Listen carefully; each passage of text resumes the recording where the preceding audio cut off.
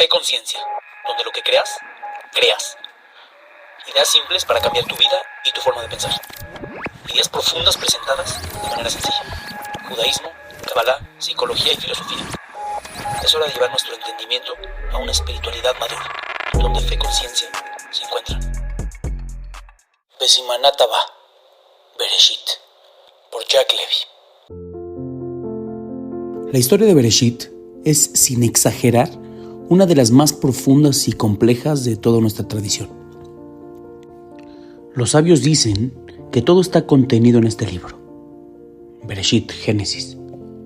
Aún más, si profundizas en esta perashá, en la palabra Bereshit, y todavía más allá, en la primera letra, Bet, es como si tuvieras en tus manos una semilla que, si sabes cómo leerla, te revela los secretos del universo, de la humanidad y de todas las preguntas que jamás quisiste hacerte sobre tu propia existencia. ¿Suena místico? Lo es. ¿Suena inalcanzable? También. Pero Bereshit no está aquí para ser fácil. Está aquí para incomodarte, para enfrentarte con lo que eres, para que te veas en el espejo sin filtros y sin excusas. Está aquí para que te enfrentes a las preguntas más duras sobre la existencia y la naturaleza humana, sobre quién eres y sobre lo que jamás quisiste admitir de ti mismo. Es hora de que dejes de evitar esas sombras.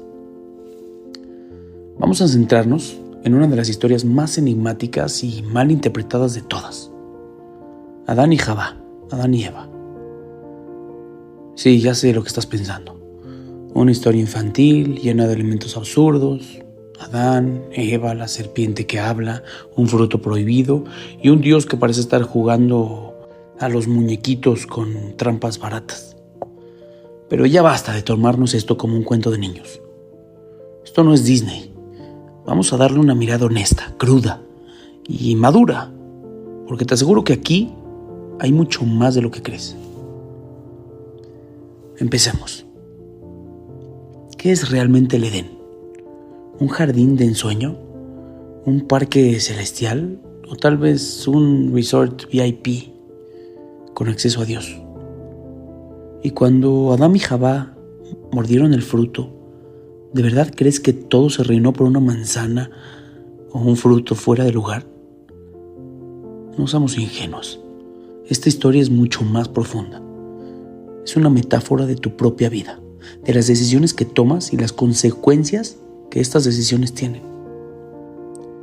¿Por qué Dios puso el árbol ahí si no quería que lo tocaran, como dice la canción de Ricky Martin? ¿Acaso no querían que comieran de él? Y si lo hizo, ¿por qué los castiga cuando lo hacen? ¿Qué clase de juego divino es este? Estas son las preguntas incómodas que la mayoría prefiere esquivar porque nos confrontan, porque nos muestran lo complicado que es ser humano y vivir en esa relación tensa con lo divino. Esta historia no es para verla de forma superficial. Es para abrirse paso, sin filtros, en el terreno de la incomodidad y de la reflexión cruda, y de ahí sacar todos los misterios del universo, para comprender una vida que muchas veces nos vuelve locos. ¿Qué era el famoso árbol del conocimiento? ¿Y el árbol de la vida? ¿Quién es realmente Adán? ¿Y Jabá? ¿Y qué representa la serpiente? Si sigues pensando que estos son solo personajes de una historia para que te portes bien, necesitas sacudirte esa ingenuidad. Estos son símbolos de tu propia psique. Son partes de ti que evitas, pero que siempre están ahí, esperando a que finalmente decidas mirar y las reveles. Hoy vamos a descifrar esos símbolos con una exploración brutalmente honesta. Adán, Eva, el Edén y la serpiente no son solo cuentos para entretenerte. Son partes de ti, de mí, de todos nosotros, de toda la especie humana. Son esos rincones oscuros de nuestra alma, lo que nos tienta, lo que nos obliga a enfrentarnos con nuestras sombras. Así que aquí vamos. Vamos a abrir ese libro incómodo que llamamos alma y vamos a ver qué es lo que realmente nos expulsa del paraíso. Y si tenemos suerte, ¿cómo en teoría podríamos volver? Porque este viaje no es solo sobre entender a Adán y Eva, es sobre entendernos a nosotros mismos. Cada historia de la Torá es un espejo, y cada espejo es un desafío. La siguiente idea está inspirada en una porción de mi libro La voz del alma, una invitación a mirar hacia adentro con brutal honestidad. Comencemos por un breve resumen de la Perashá. La Perashá de Bereshit es el inicio de todo. Aquí tenemos el génesis del universo, el nacimiento del tiempo y el espacio, el origen de la humanidad y, spoiler alert, el primer desastre de la historia humana. Dios crea el mundo en 6 días y el séptimo descansa, Shabbat. Y entre todo ese caos y creación, decide darle al hombre y a la mujer su imagen y semejanza.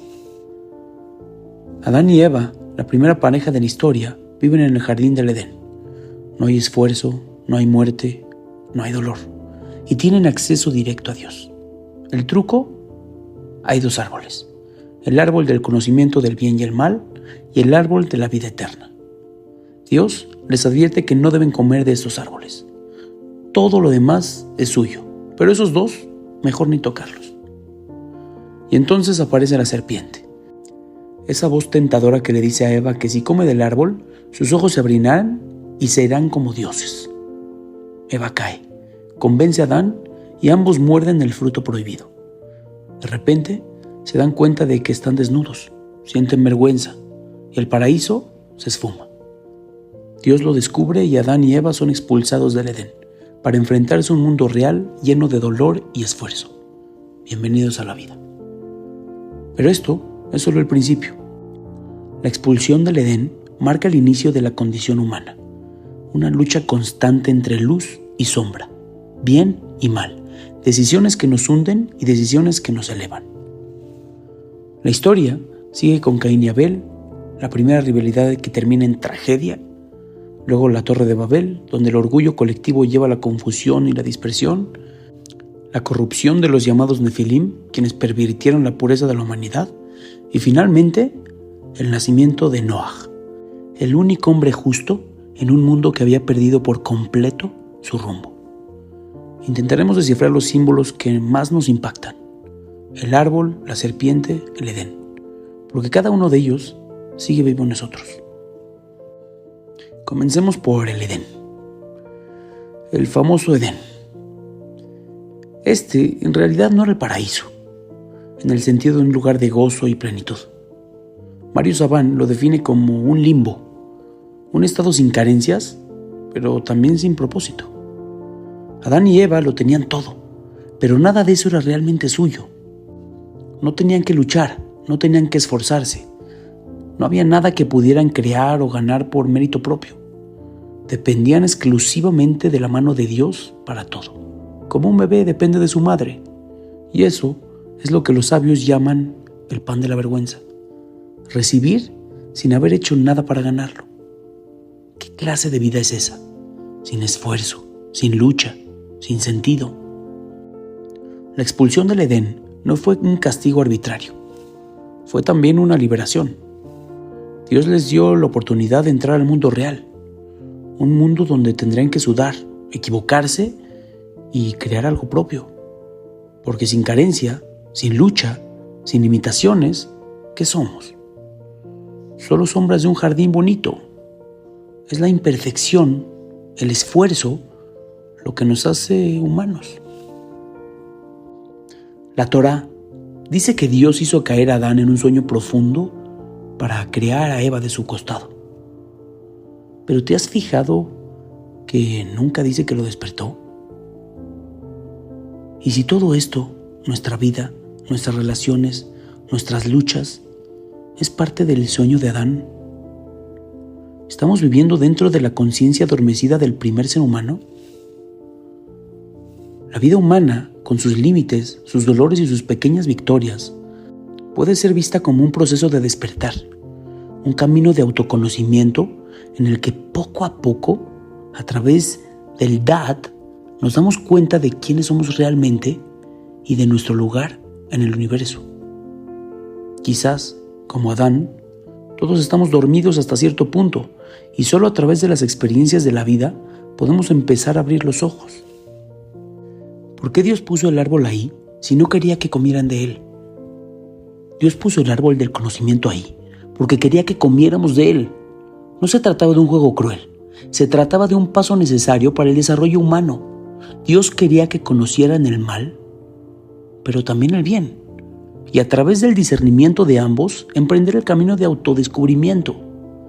El bien y el mal no son polos opuestos, sino que ambos vienen del mismo lugar y tienen el mismo objetivo: sacar a la luz la chispa única del Ein Sof que llevamos dentro.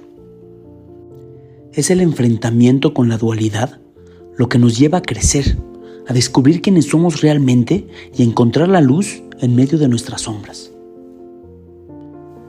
Al principio, Dios creó al ser humano, hombre y mujer, en una unidad perfecta.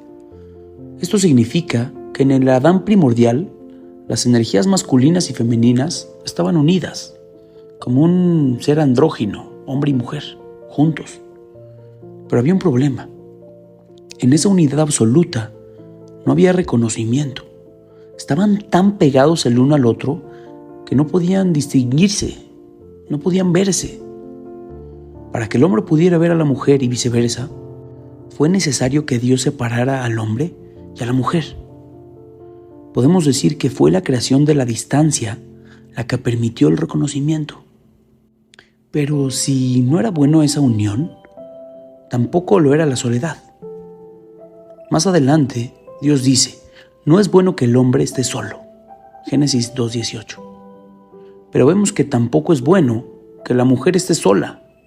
Fue precisamente porque Eva estaba sola que no pudo resistir la tentación de la serpiente. Tal vez si hubieran estado unidos, hubieran podido discutirlo, hablar, no sé.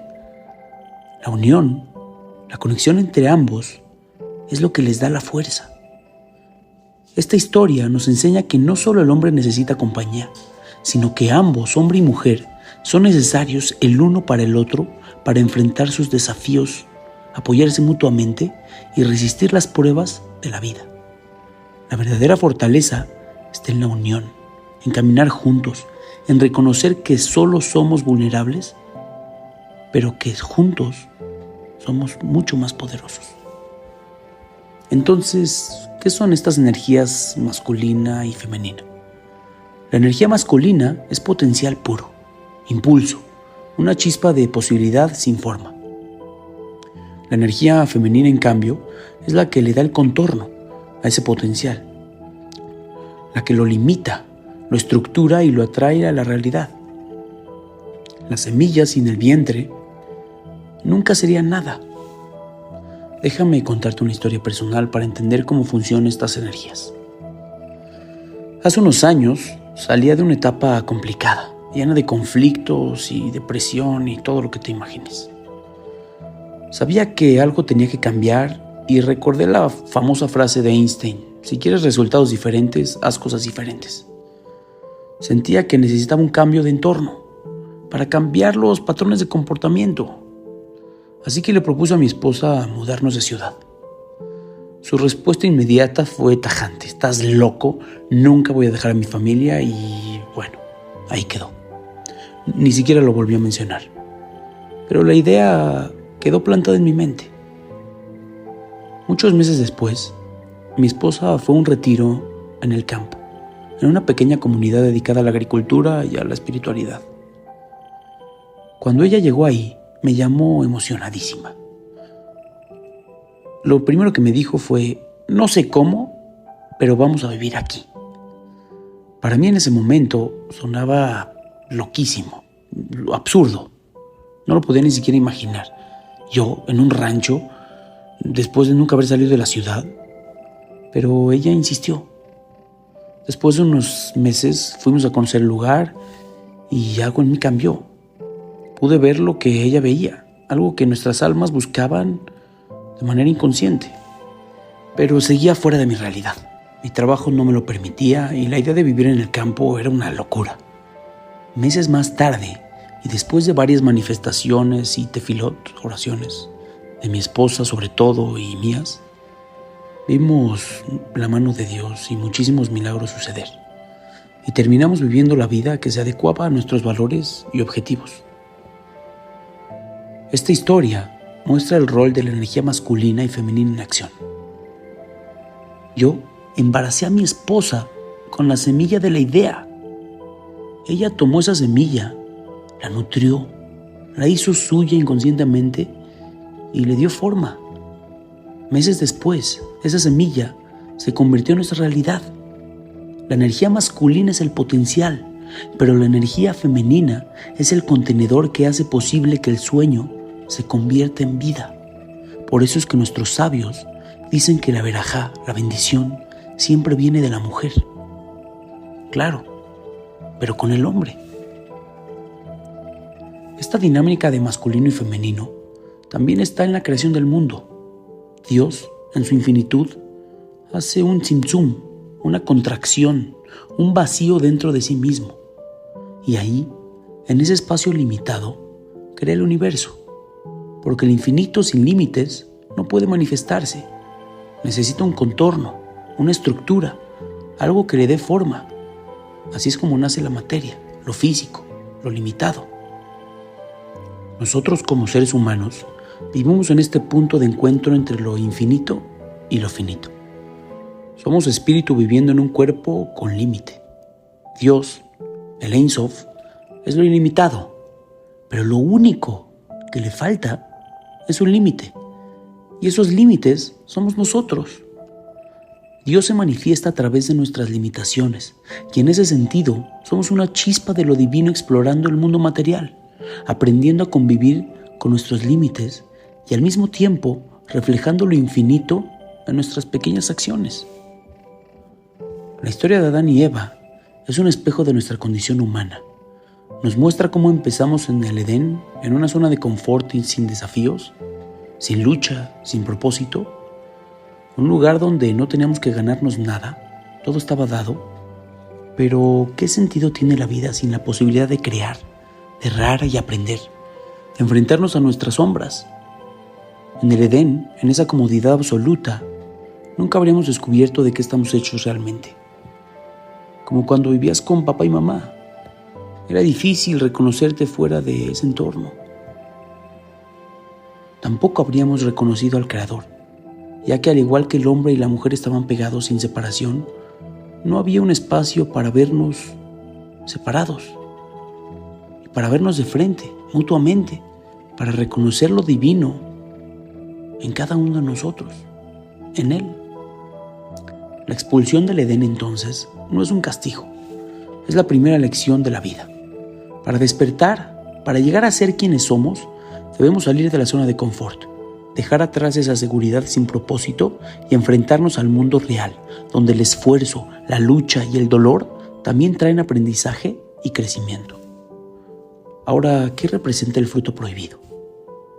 El fruto prohibido son esos pensamientos tóxicos que nos llaman, que no eres suficiente, que nos llenan de miedo, vergüenza y carencia.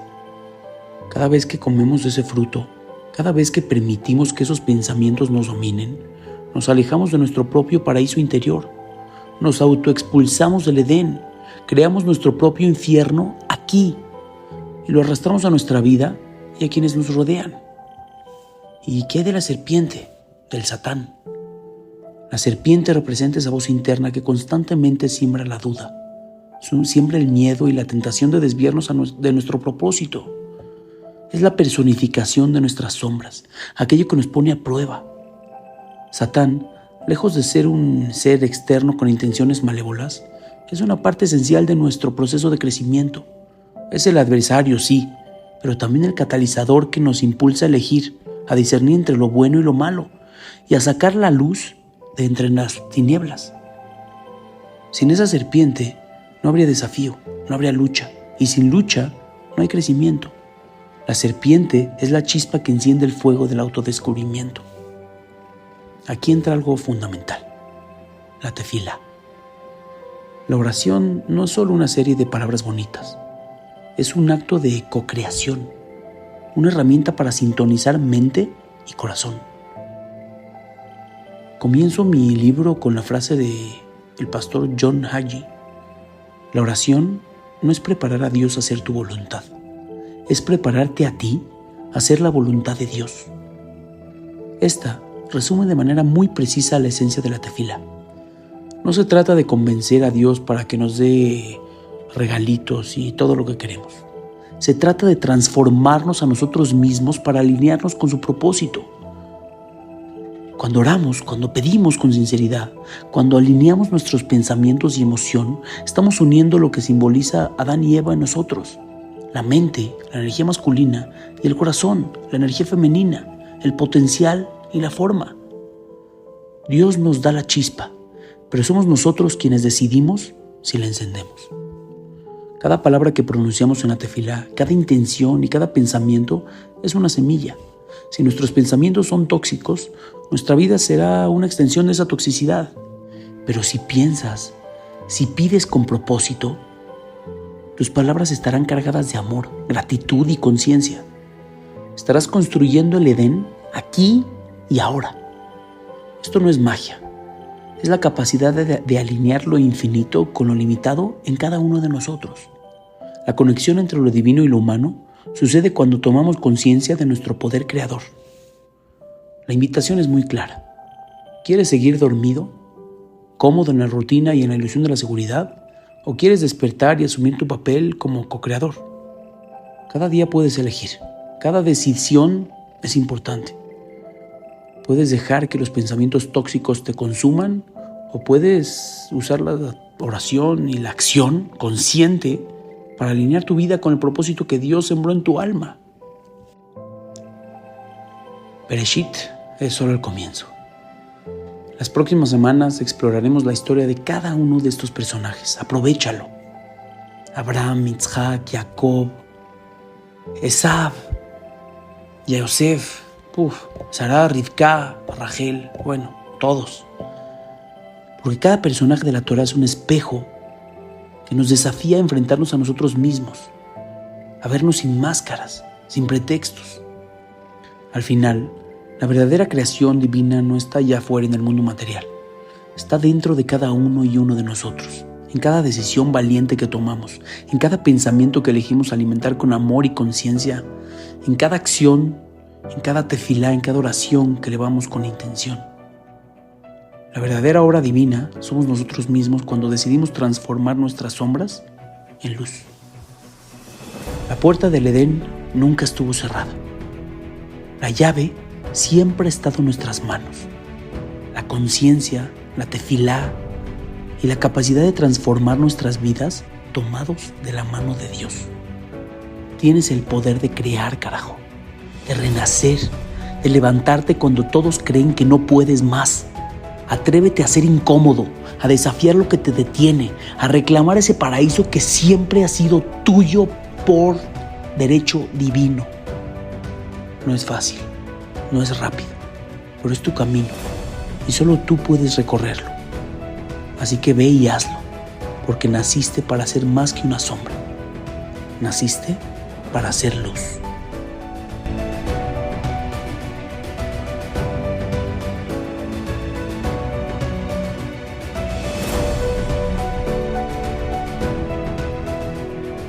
Fe Conciencia, donde lo que creas, creas. Ideas simples para cambiar tu vida y tu forma de pensar.